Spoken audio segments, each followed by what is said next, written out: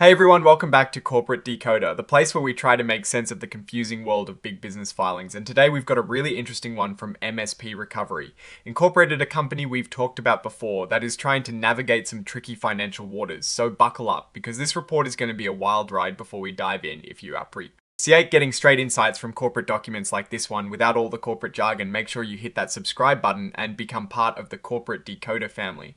We also have a Discord community linked in the description below where we discuss these filings and more, so don't miss out. Alright, so what we're looking at here is a current report on Form 8K filed by MSP Recovery Incorporated, or MSP Recovery Incorporated as it's officially known when companies file an 8K.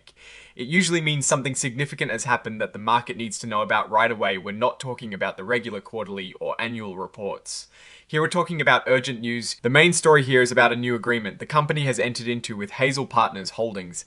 LLC, this Hazel company, is actually the lender for MSP Recovery's working capital credit facility, which is essentially a loan designed to help the company with its day expenses. Now, this specific agreement is for a new advance, a one-time cash injection of $300,000 to cover operating expenses. Now, this is where it gets a little complicated and we need to pay close attention to the details. The company already has a working capital credit facility with Hazel, but it is important to understand how it works. This facility has a feature called the operational collection floor.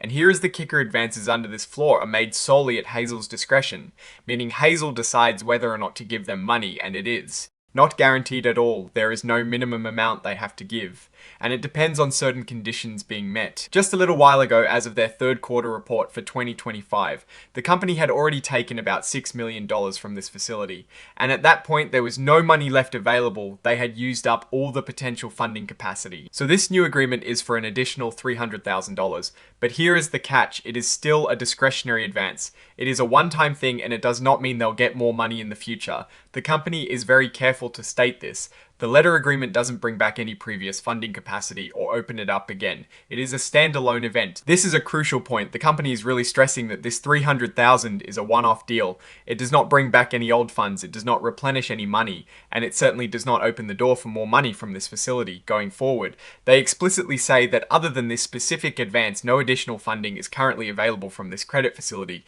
and they have no reason to expect any further advances. And they go on to warn investors that this $300,000 advance should not be seen as a sign that Hazel will give them more money in the future, or that the company has a solid plan for more cash, or even that they can meet their ongoing financial obligations beyond this specific $300,000.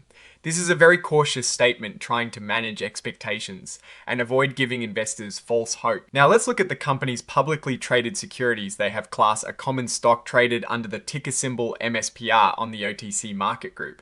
Then there are redeemable warrants, which are essentially options to buy stock later.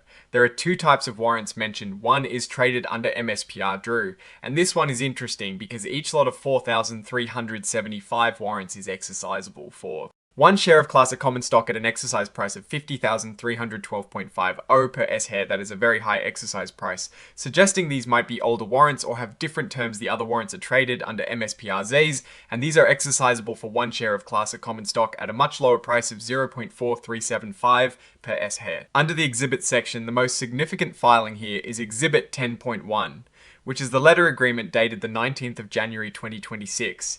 This is the actual document detailing the $300,000 advance from Hazel Partners Holdings LLC, and it's signed by John H. Ruiz, the Chief Executive Officer of MSP Recovery Incorporated. This tells us that this agreement is considered official and has been authorized at the highest level of the company. Now, looking at this filing in its entirety, the story that unfolds is one of a company desperately seeking liquidity. MSP Recovery has entered into an agreement for a very small one-time cash infusion, knowing full well that this is not a sustainable solution for their ongoing financial needs. The fact that they emphasize the discretionary nature of the funds and the lack of future commitment from the lender speaks volumes. It highlights the precarious financial position the company finds itself in. The company is very clear about the limitations of this new agreement. It doesn't solve their fundamental cash flow problems. It is like getting a small loan to pay for one meal when you have a mountain of bills you might survive today. But tomorrow is still uncertain. The very high exercise price on one set of warrants could also be a red flag, suggesting they may not be currently in the money for those warrants, which would mean they are unlikely to be exercised by. Hold. Whereas anytime soon, MSP Recovery strategy seems to be relying on these discretionary advances to keep the lights on rather than a robust operational turnaround or a more stable financing solution. This report is not a sign of strength.